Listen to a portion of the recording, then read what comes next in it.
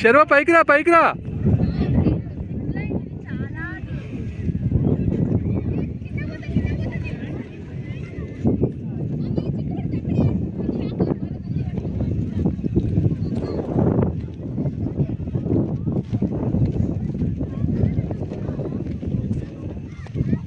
శర్వా, నీది ఈగిలా? మరి హిత్తుదేంటి? హిత్తు butterfly. Wow, it's flying above.